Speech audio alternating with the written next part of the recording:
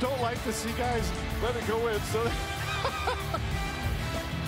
and then falls down, much to the delight of the crowd. Even competitive during timeouts. 5:48 remaining, 7-point game.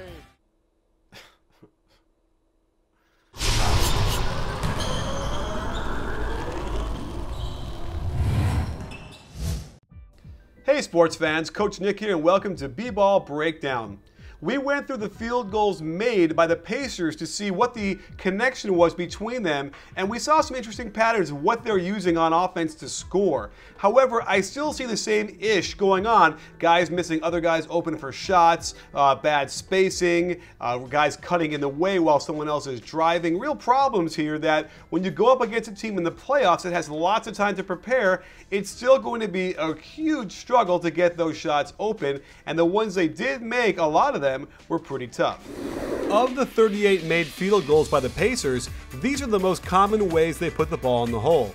It's great to see them utilizing their sideline out of bounds play, but they also have the triangle to thank as they utilized a pinch post action 7 times while relying on Lance Stephenson's high pick and roll the most.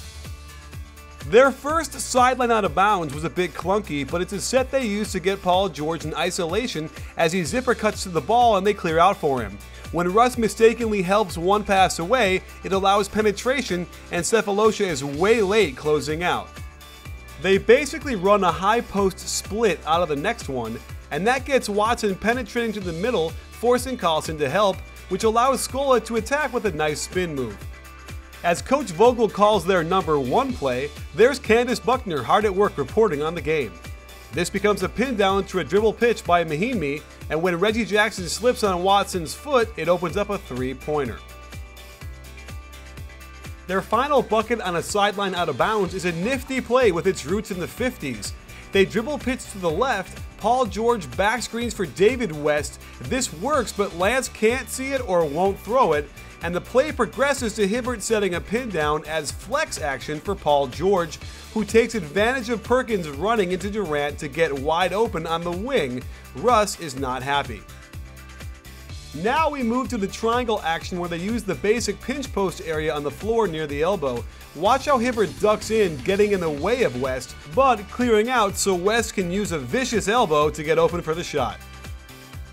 Indiana started using a wrinkle on this play by curling Paul George around the pinch post of West. When Ibaka helps on George, West takes advantage. Russ wildly helps one pass away, and OKC is now forced to rotate and get mismatches, which Lance takes advantage of when slow man Perkins guards him. The Pacers run this again in the third, and George is able to get a pocket pass out of the curl where West is deadly from mid-range. This time, Paul George cuts back door, forcing Ibaka to help, but this simply opens up another wide open spot up for West. Late in the third, they run it on the other side for CJ Watson, but they get a similar result, 2 dribble pull-up to increase the lead. Here, Paul George cuts back door again and is frustrated that Lance looked over there but did not throw him the lob. Instead, Lance runs more high screen and roll, but looks uncomfortable out there trying to attack off the dribble with his left.